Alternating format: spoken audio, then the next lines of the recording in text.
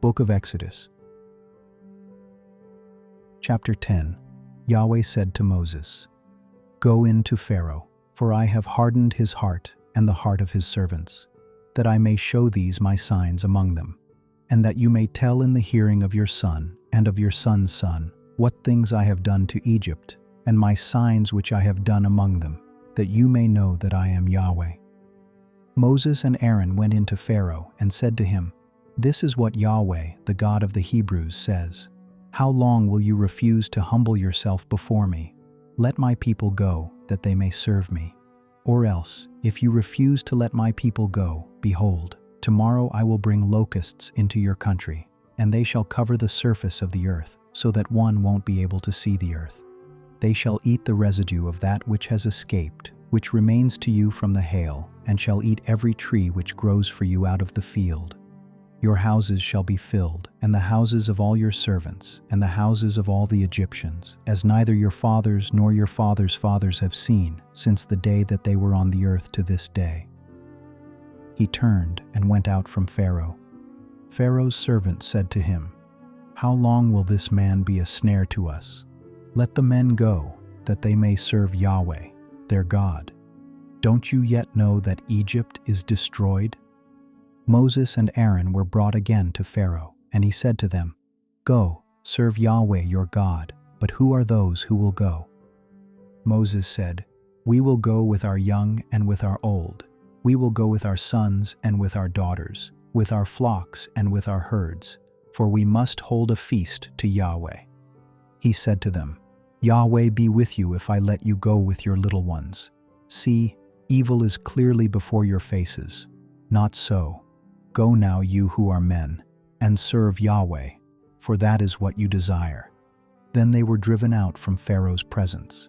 Yahweh said to Moses, "Stretch out your hand over the land of Egypt for the locusts, that they may come up on the land of Egypt, and eat every herb of the land, even all that the hail has left." Moses stretched out his rod over the land of Egypt, and Yahweh brought an east wind on the land all that day and all night. And when it was morning, the east wind brought the locusts. The locusts went up over all the land of Egypt, and rested in all the borders of Egypt. They were very grievous. Before them there were no such locusts as they, nor will there ever be again. For they covered the surface of the whole earth, so that the land was darkened, and they ate every herb of the land, and all the fruit of the trees which the hail had left. There remained nothing green, either tree or herb of the field, through all the land of Egypt. Then Pharaoh called for Moses and Aaron in haste, and he said, "I have sinned against Yahweh your God and against you. Now therefore please forgive my sin again, and pray to Yahweh your God, that he may also take away from me this death." Moses went out from Pharaoh and prayed to Yahweh. Yahweh sent an exceedingly strong west wind, which took up the locusts and drove them into the Red Sea. There remained not one locust in all the borders of Egypt. But Yahweh hardened Pharaoh's heart, and he didn't let the children of Israel go. Yahweh said to Moses, "Stretch out your hand toward the sky, that there may be darkness over the land of Egypt, even darkness which may be felt." Moses stretched out his hand toward the sky, and there was a thick darkness in all the land of Egypt for 3 days. They didn't see one another, and nobody rose from his place for 3 days. But all the children of Israel had light in their dwellings. Pharaoh called to Moses and said, "Go, serve Yahweh. Only let your flocks and your herds stay behind. Let your little ones also go with you." Moses said, "You must also give in to our hand sacrifices and burnt offerings, that we may sacrifice to Yahweh our God. Our livestock also shall go with us. Not a hoof shall be left behind, for of it we must take to serve Yahweh our God, and we don't know with what we must serve Yahweh until we come there." But Yahweh hardened Pharaoh's heart, and he wouldn't let them go. Pharaoh said to him, "Get away from me. Be careful to see my face no more, for in the day you see my face, you shall die." Moses said, "You have spoken well. I will see your face again no more."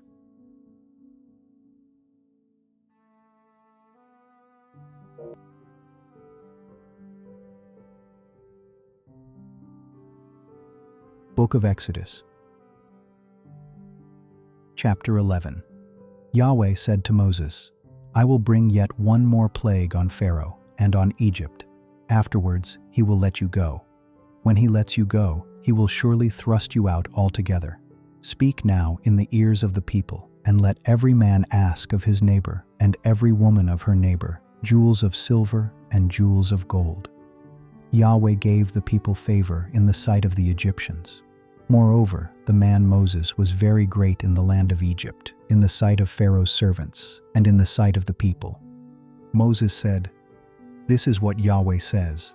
About midnight I will go out into the middle of Egypt, and all the firstborn in the land of Egypt shall die, from the firstborn of Pharaoh who sits on his throne, even to the firstborn of the female servant who is behind the mill, and all the firstborn of livestock. There will be a great cry throughout all the land of Egypt, such as there has not been, nor will be any more. But against any of the children of Israel a dog won't even bark or move its tongue against man or animal, that you may know that Yahweh makes a distinction between the Egyptians and Israel. All these servants of yours will come down to me and bow down themselves to me, saying, Get out, with all the people who follow you. And after that I will go out. He went out from Pharaoh in hot anger. Yahweh said to Moses, Pharaoh won't listen to you, that my wonders may be multiplied in the land of Egypt. Moses and Aaron did all these wonders before Pharaoh, but Yahweh hardened Pharaoh's heart, and he didn't let the children of Israel go out of his land.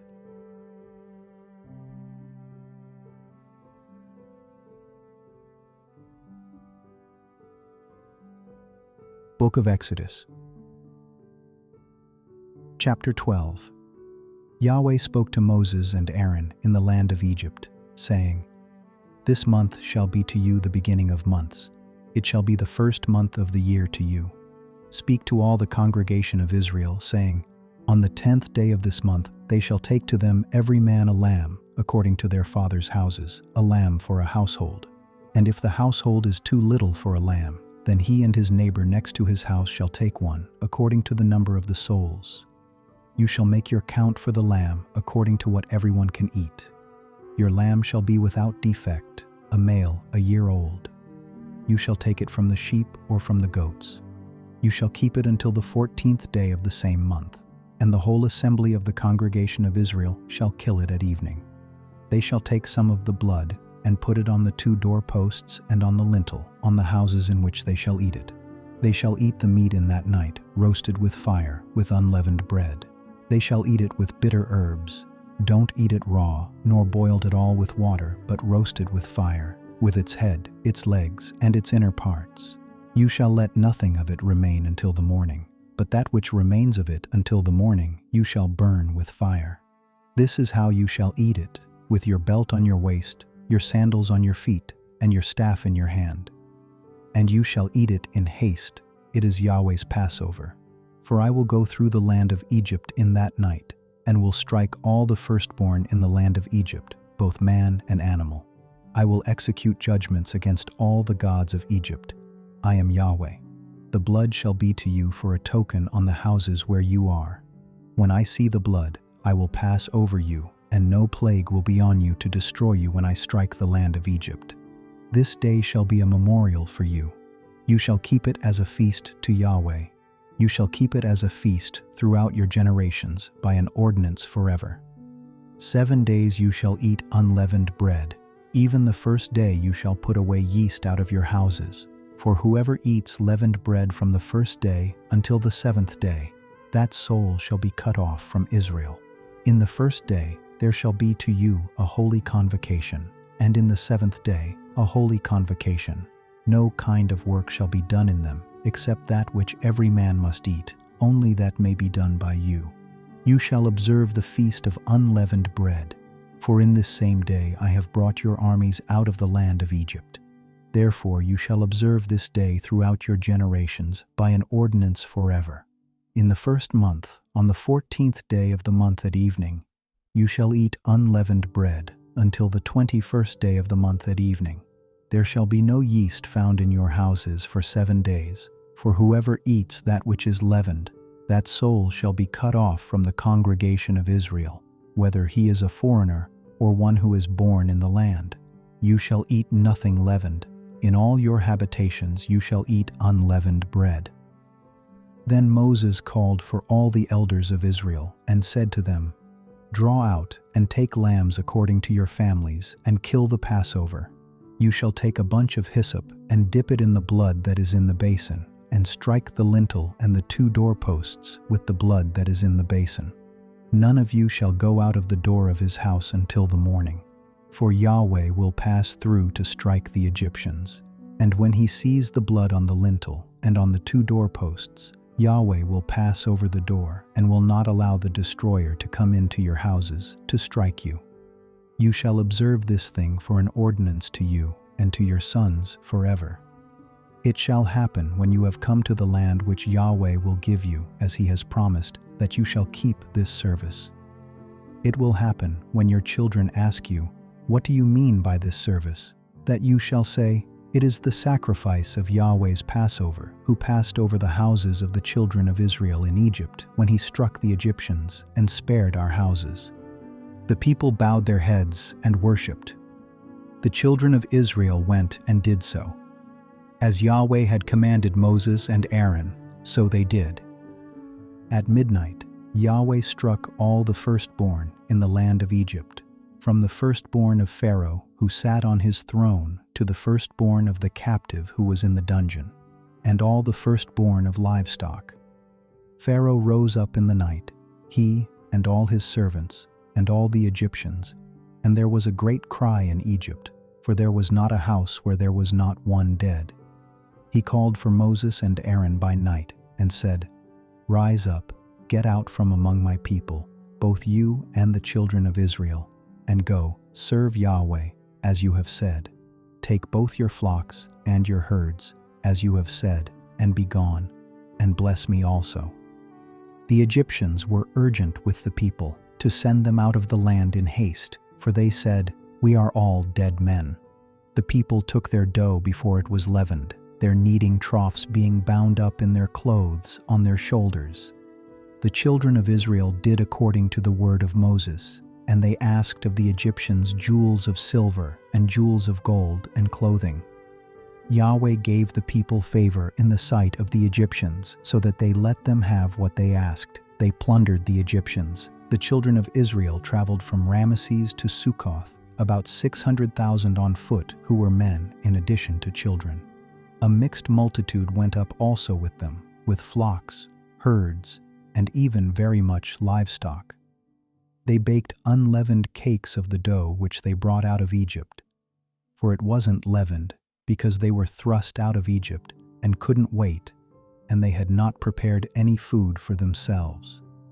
Now the time that the children of Israel lived in Egypt was 430 years. At the end of 430 years, to the day, all of Yahweh's armies went out from the land of Egypt. It is a night to be much observed to Yahweh for bringing them out from the land of Egypt. This is that night of Yahweh, to be much observed by all the children of Israel throughout their generations. Yahweh said to Moses and Aaron, "This is the ordinance of the Passover. No foreigner shall eat of it, but every man's servant who is bought for money, when you have circumcised him, then shall he eat of it. A foreigner and a hired servant shall not eat of it. It must be eaten in one house.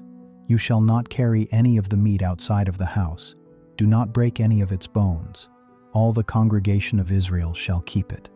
When a stranger lives as a foreigner with you and would like to keep the Passover to Yahweh, let all his males be circumcised, and then let him come near and keep it.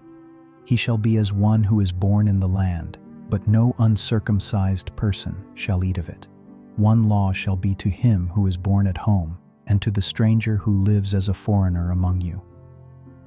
All the children of Israel did so. As Yahweh commanded Moses and Aaron, so they did.